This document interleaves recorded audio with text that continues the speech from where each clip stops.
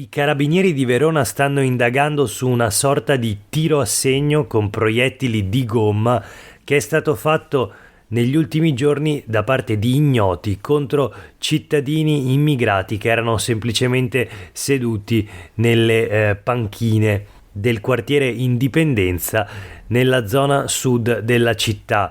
Fatti che sono avvenuti nelle ultime settimane. Le vittime sono state colpite diverse volte con pallini gialli sparati da una pistola ad aria compressa. In un caso una persona è stata colpita a un occhio ed è dovuta ricorrere alle cure del SUEM 118. Secondo quanto riferito dai residenti, questi episodi si verificano da un paio di settimane a questa parte. E questo è Sveglia Veneto, il primo podcast dedicato all'informazione vista da nord-est. Io sono Jack Calcetto, oggi è martedì 4 aprile 2023. La prima notizia del giorno riguarda gli spari di pallini di gomma contro a persone di origine straniera a Verona, nel quartiere Indipendenza.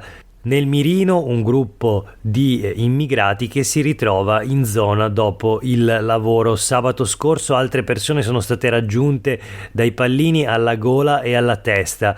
A giugno le panchine su cui erano sedute le persone colpite dai pallini di gomma, ebbene a giugno erano state cosparse di grasso quelle panchine, nell'intento proprio di impedire alle persone di sedersi. L'ennesimo episodio di razzismo dunque nella città di Verona e nella nostra regione, il Veneto.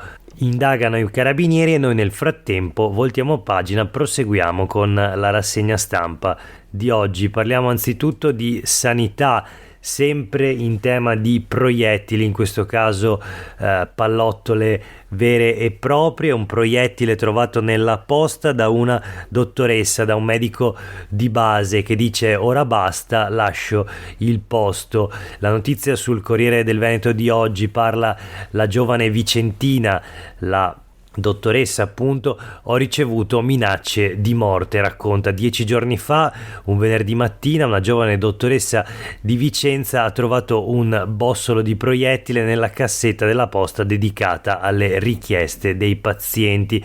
Ha sporto denuncia in questura e avvisato i colleghi dell'ordine dei medici. I medici di base raccontano con sempre maggiore frequenza, lo sappiamo, aggressioni verbali e minacce da parte dei propri pazienti. Non solo i medici di base, ma anche tutti i sanitari degli ospedali, delle case di riposo, anche insomma del sistema sanitario nazionale e delle varie articolazioni socio-sanitarie. La dottoressa vicentina, che è una giovane specializzanda che da 7 mesi presta servizio in un ambulatorio del quartiere San Pio X a Vicenza grazie a una deroga prevista per sopperire alla carenza di medici di base in Veneto, racconta: noi medici di base viviamo in trincea, siamo il bersaglio di una rabbia ingiustificata.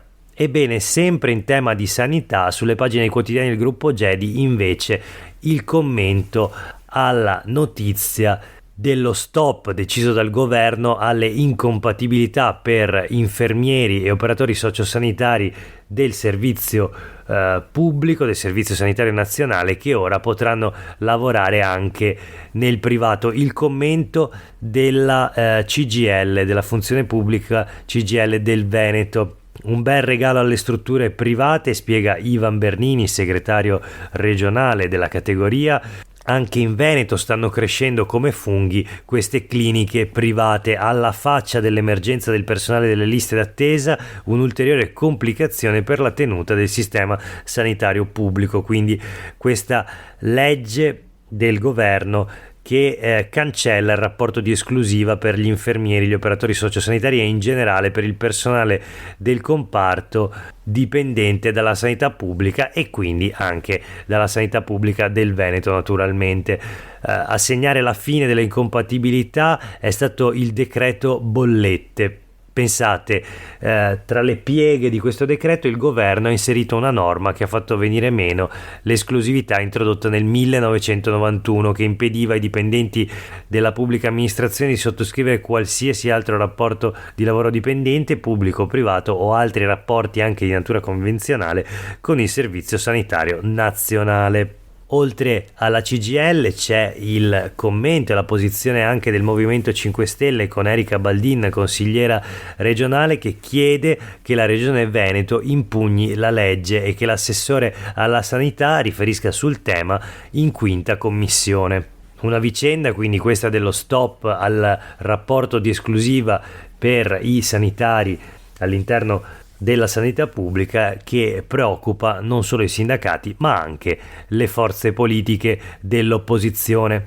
Voltiamo pagina, parliamo di lavoro. A Rovigo una giornata di mobilitazione della CGIL di fronte allo stabilimento Amazon di San Bellino per sostenere i dipendenti ex Geodis, la multinazionale che lavorava in esclusiva per la società di Bezos, quindi per Amazon, e che in seguito a nuove politiche da parte del colosso del commercio online ha deciso invece la chiusura totale. In ballo ci sono 130 posti di lavoro. Da ormai 3 settimane le lavoratrici e lavoratori dell'impianto Geodis di Villa Marzana hanno perso il posto di lavoro, spiega Riccardo Mantovan, segretario provinciale di FP CGIL. Nel capannone di 45.000 metri quadri costruito con le agevolazioni e i contributi per le aree depresse, da 7 anni si lavorano pacchi Amazon con grande impegno e sacrificio delle lavoratrici e dei lavoratori.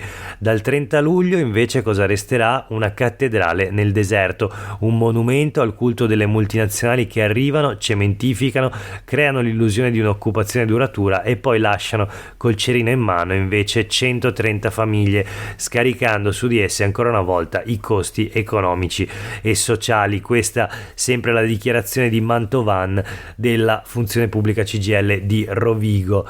Anzi, queste multinazionali lasciano il peso sulle spalle di tutto il Polesine, spiega ancora il sindacato, che dovrà farsi carico di 130 famiglie, che si ritroverà un capannone vuoto, l'ennesimo insulto a un territorio, quello polesano appunto, che rischia di essere martoriato, utilizzato col solo fine di un guadagno che è finito e finirà altrove, lontano dalle nostre tasche. Il deputato democratico Alessandro Zan ha annunciato di voler fare un'interrogazione parlamentare al ministro Urso.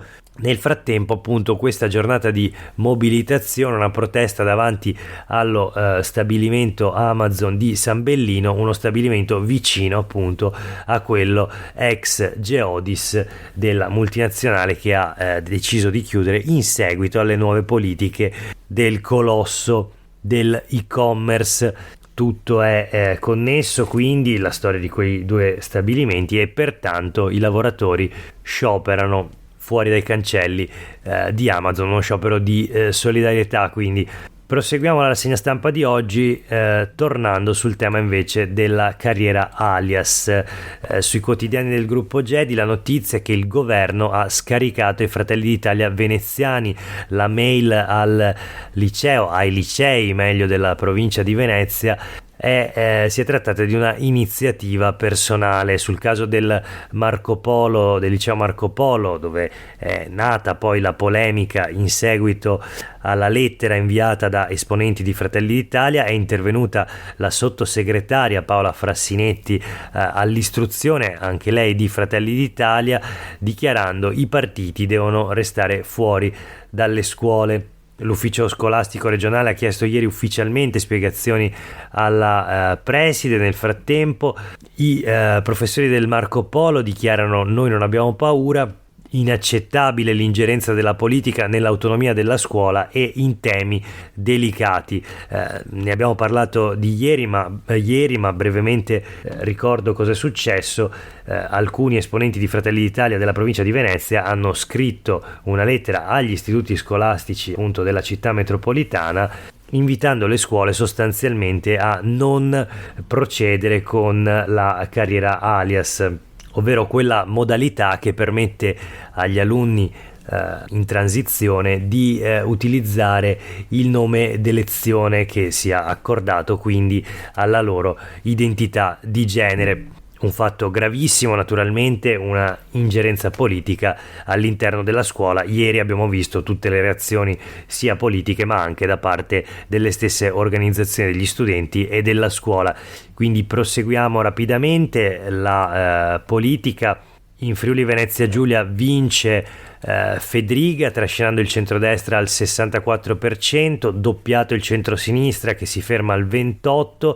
Lega primo partito davanti a Fratelli d'Italia, la lista del presidente al 17,7% supera il PD, tonfo del Movimento 5 Stelle e del Terzo Polo che addirittura resta fuori dal Consiglio regionale, questo appunto il Terzo Polo di Calenda e Matteo Renzi.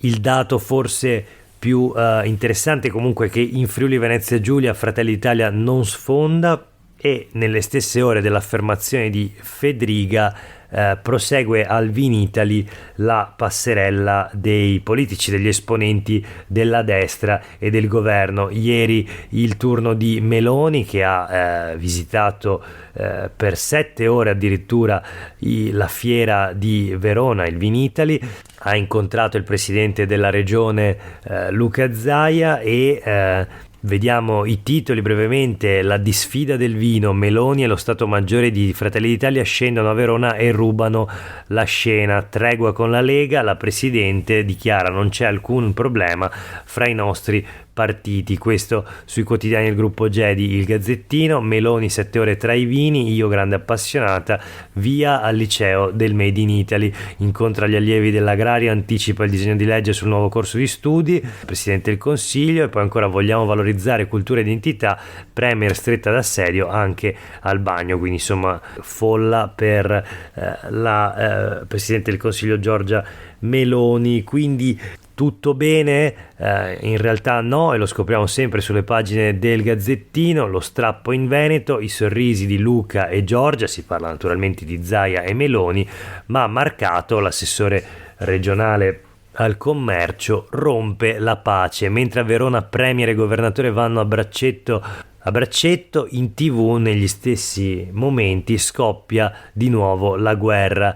L'assessore leghista dice di non aver mai chiesto scusa a Fratelli d'Italia, se il punto è che i meloniani vogliono un posto in più, la risposta resta la stessa. Aveva usato una parolaccia per rispondere Marcato a Fratelli d'Italia, ora dice colpifferetto. Quindi in regione è ancora tensione tra Lega e Fratelli d'Italia. Anche qui un breve riepilogo. La questione è molto semplice. Fratelli d'Italia dopo le elezioni politiche chiede più posti in regione, ma Marcato nei giorni scorsi ha risposto in modo molto chiaro ai meloniani dicendo non esiste, e usando appunto anche parole molto forti. La polemica continua. Ieri erano in TV Roberto Marcato e Luca De Carlo, coordinatore regionale di Fratelli d'Italia, che di fronte al Marcato Show ha risposto io parlo con altri. Chiudiamo con l'ultima notizia sempre sul piano politico.